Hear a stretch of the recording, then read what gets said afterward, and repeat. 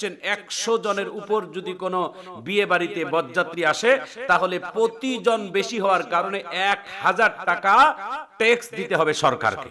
1000 প্রতিজন বেশি হওয়ার কারণে, অর্থাৎ 100 জনের উপর যদি কেউ বরযাত্রী কনের বাড়িতে যায়, মেয়ে পক্ষের বাড়িতে যায়, তাহলে প্রতিজন লোক প্রতি 1000 টাকা ট্যাক্স দিবে কে? অর্থাৎ ছেলে পক্ষের লোকে, মানে ছেলে পক্ষের বাবাকে 1000 টাকা করে দিতে হবে কাকে? সরকারকে।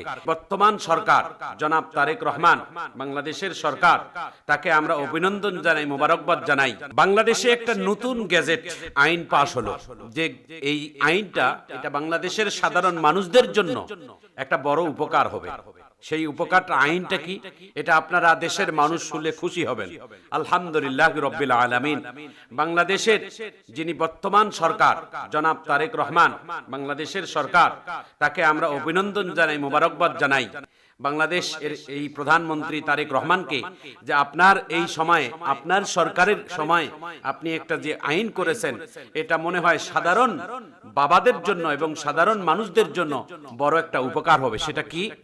যে বিয়ে ও জন্মদিনে অনেক মানুষ 100 জনের উপর, বিবাহের সময় দেখা যায় যে ছেলেদের পক্ষ থেকে ঘোষণা আসে যে আপনারা বরযাত্রী কত আসবেন, বলে যে বরযাত্রী আমরা 80 জন আসব, সেখানে বরযাত্রী পরবর্তীতে দেখা যায় 200 জনের উপর আসে।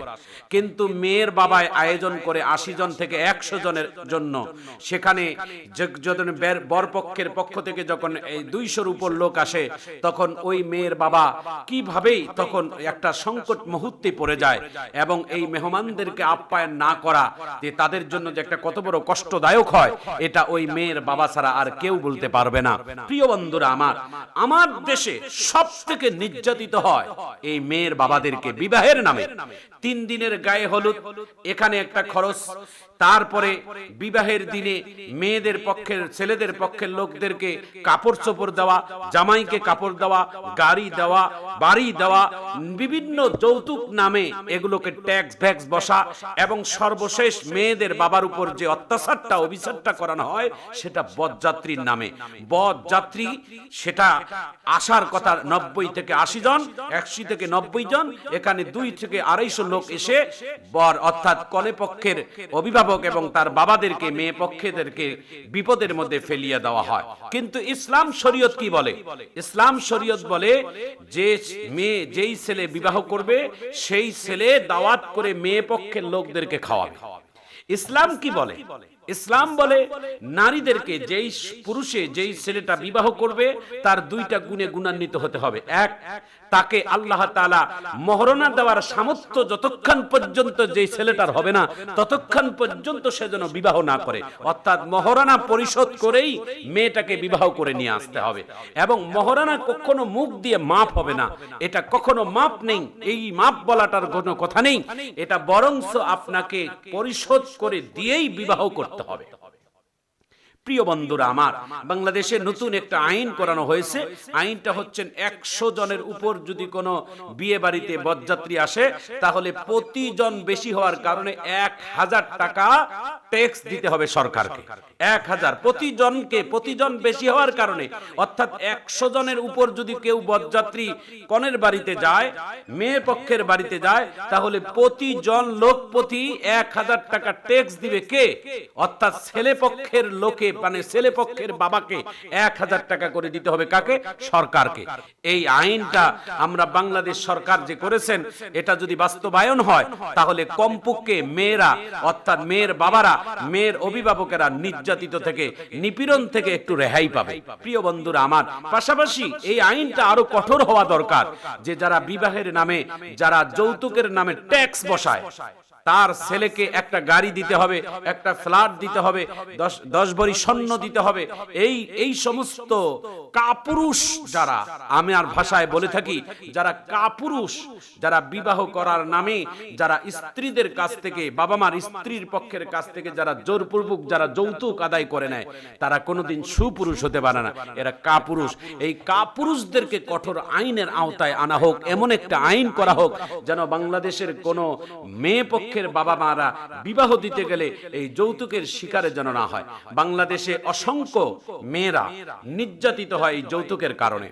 বিবাহের যৌতুক, যিনি বিবাহের সময় আলাপ হয়েছেন 2 লক্ষ টাকা দিবে, 10 ভরি স্বর্ণ দিবে, মেয়ের বাবা বিবাহের খরচ করছে 2 লাখ টাকা, তারপরে এই বিবাহের পর যখন যৌতুকের চাপ দেয়, যখন সঠিকভাবে সময়ভাবে দিতে পারে না, নানান শারীরিক নির্যাতনের শিকার হয় তখন এই মেয়েটা, নানান শারীরিক নির্যাতনের শিকার হয় শ্বশুর বাড়িতে এই মেয়েটি। এই মেয়েটা কি আপনার বাড়ির কি কাজের বুয়া, নাকি আপনার বাড়িতে কোনো কাজের মানুষ? এটা তো একটা আপনার ছেলের বউ, এটা আপনার জন্য একটা নিয়ামত। আপনি কি টাকার জন্যই বিয়ে করেছেন? নাউজুবিল্লাহ। আপনি শ্রম করতে পারেন না, আপনি ব্যবসা করতে পারেন না, আপনি পানের দোকান দিতে পারেন না, আপনি চাকরি করতে পারেন না, আপনি শ্রমিকের কাজ জানেন না, আপনি কুলির কাজ জানেন না, আপনি অটোরিকশা চালাইতে পারেন না, আপনি রিকশা চালাইতে পারেন না, আপনি মানুষের টাকার উপর কেন নির্ভরশীল হবেন? আপনি নিজে শ্রম করেন। হাদিসে কুরসির ভিতরে পাওয়া যায়, আল্লাহর নবীর একজন সাহাবী বলছেন, ইয়া রাসূলুল্লাহ, ইয়া হাবিবাল্লাহ, সবথেকে উত্তম রিজিক কোনটা? আল্লাহর নবী মুহাম্মদ সাল্লাল্লাহু আলাইহি ওয়াসাল্লাম বলেন যে তার নিজের শরীরের পরিশ্রম করে মাথার ঘাম পায়ে ফেলে যেই রুজিটা কামায়, এটাই হচ্ছেন মানুষের জন্য সবথেকে উত্তম রিজিক মহান আল্লাহর কাছে। এই জন্য শ্রমিকের ঘাম আল্লাহ তাআলার কাছে মেশকের ঘ্রাণের থেকেও বেশি দামি। হাদিসে কুরসির ভিতরে পাওয়া যায়, আল্লাহ তাআলা কিয়ামতের ময়দানে 3 শ্রেণী মানুষের দিকে তাকাবেন না। বিশ্ব নবী কিয়ামতের ময়দানে তার উম্মতের পরিচয় দিবেন না। 3 শ্রেণী মানুষকে কিয়ামতের ময়দানে আল্লাহ তাআলা তাকাবেন না, বিশ্ব নবী শাফায়াত করবেন না। তার মধ্যে 1 শ্রেণী মানুষ হচ্ছেন যারা শ্রমিককে কাজের সময় কাজে লাগাইয়া আর মজুরি দেওয়ার সময় টানা হেসরা করে, মজুরি দেওয়ার সময় টাল বাহানা করে, অথবা শ্রমিকদের সাথে খারাপ আচরণ করে, গালিগালাজ করে, শ্রমিককে শারীরিকভাবে নির্যাতন করে। আমার বন্ধুরা, কিয়ামতের ময়দানে যারা শ্রমিকের সাথে খারাপ আচরণ করবে তাদের দিকে মহান আল্লাহ তাআলা তাকাবেন না, আর বিশ্ব নবী তাদের জন্য শাফায়াত করবেন না। কারণ রাসূল বলেন, আল কাসিবু হাবিবুল্লাহ, আমি বিশ্ব নবী নিজেই একজন শ্রমিক ছিলাম। কিয়ামত পর্যন্ত শ্রমিকদের বড় লিডার হয়েছিলেন আমার নবী, আপনার নবী, বিশ্ব নবী মুহাম্মদুর রাসূলুল্লাহ সাল্লাল্লাহু আলাইহি ওয়াসাল্লাম। এই জন্য শ্রমিককে কখনো কোনোদিন ছোট চোখে দেখা যাবে না। শ্রমিকের মূল্য অনেক বড় দামি। শ্রমিক হচ্ছেন আমার নবীর বন্ধু।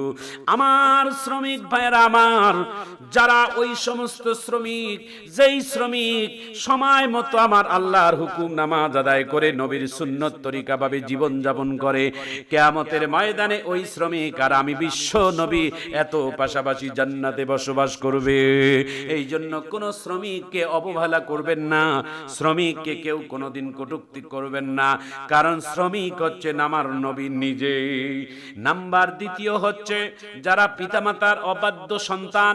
কিয়ামতের ময়দানে মুসিবতের দিনে আল্লাহ তাআলা অবাধ্য সন্তানদেরকে, অবাধ্য বান্দা বান্দি যারা পিতামাতার, তাদের দিকে আল্লাহ তাআলা তাকাবেন না। সে যতই হাজি হোক, আর যত বড় নামাজি হোক, আর যত বড় দানবীর হোক, যত বড় আলেম মুফতি হোক, পিতামাতার অবাধ্য সন্তানকারীরা, সন্তানেরা, বান্দারা কোনোদিন আল্লাহ তাআলার আশ্রয় পাবেন না, এবং বিশ্ব নবীর শাফায়াত তাদের মধ্যে মিলবে না। বিশ্ব নবী বলেন, আল্লাহর নবী বলেন, যারা আল্লাহ যারা পিতামাতার অবাধ্য সন্তান, যারা পিতামাতাকে সম্মান করে না, কিয়ামতের ময়দানে আল্লাহ তাআলার বিশ্ব নবীর শাফায়াত তার কোনোদিন মিলবে না। বিশ্ব নবী মুহাম্মদ সাল্লাল্লাহু আলাইহি ওয়াসাল্লামের কাছে একজন সাহাবী বিচার নিয়ে আসছিলেন। তার মায়ের বিরুদ্ধে আল্লাহর নবী বসানোর থেকে দাঁড়িয়ে গেছে। নবী ডাক দিয়ে বলে, সাহাবী, আমি সব বিচার করার অধিকার রাখি, কোন সন্তানে বিচার চায় মা বাবার জন্য, মা বাবার বিরুদ্ধে বিচার করার অধিকার আমি নবী রাখি না। যেই মায়ের সন্তানকে 10টা মাস পেটে ধারণ করলো, যেই বাবায় সন্তানের জন্য মাথার ঘাম পায়ে ফেলে সন্তানের লেখাপড়া খরচ যোগাইলো, যেই সন্তানের জন্য এত কষ্ট স্বীকার করলো, সেই বাবা মার বিচার আমি নবীর আদালতে হবে না। বিশ্বনবী মুহাম্মদ সাল্লাল্লাহু আলাইহি ওয়াসাল্লাম বলেন, 3 নাম্বার হচ্ছেন যে সমস্ত পুরুষদের টাকনির নিচে কাপড় যায় আর নারীদের টাকনির উপরে কাপড় আসে। এটা কঠিন বড় হাদিস। যে সমস্ত পুরুষদের পায়ের টাকনির নিচে কাপড় যায় আর নারীদের টাকনির উপরে কাপড় আসে, ওই সমস্ত নারী আর পুরুষেরা কিয়ামতের ময়দানে আল্লাহর নবীর শাফায়াত পাবে না এবং আল্লাহ তাদের দিকে তাকাবেন না। এই 3 শ্রেণীর মানুষদের থেকে আল্লাহ তাআলা আমাদের সবাইকে যেন হেফাজত করেন এবং এমন পাপ থেকে আমাদের সবাইকে যেন বিরত রাখা।